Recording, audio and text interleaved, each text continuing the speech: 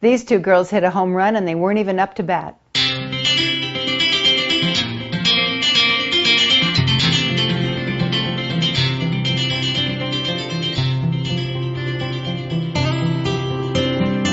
Science always seems to have an explanation for the things we observe in nature.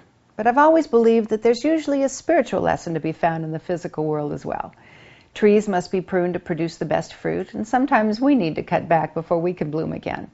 Every year has its seasons, and so does every life.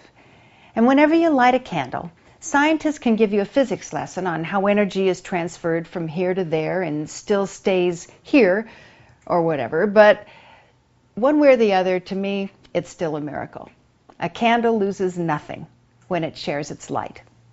I thought about that when I heard the story recently about an NCAA women's softball game in Ellensburg, Washington.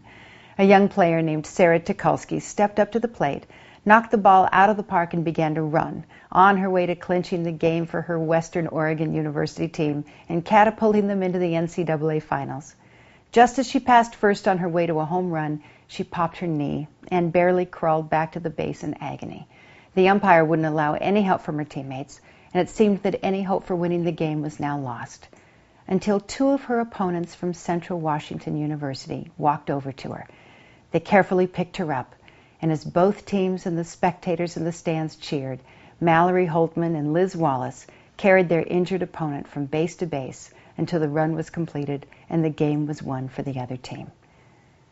Somewhere in the halls of the Western Oregon University Athletic Center, I imagine that there is a plaque or a trophy now to commemorate the victory of one softball team over another that day. And years from now, if someone stands at that trophy case and reads the final score, they will have no idea what the real victory looked like.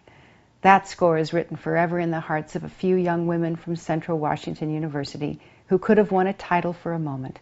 Instead, they won respect for a lifetime. Respect from their teammates, from their opponents, from their friends and family, even from the world. Not to mention the self-respect that no one can ever take away from them. It's like this candle. You can keep the light for yourself, or you can pass it along and make the world twice as bright. I don't know what a scientist would call that, but I call it a miracle. See you soon.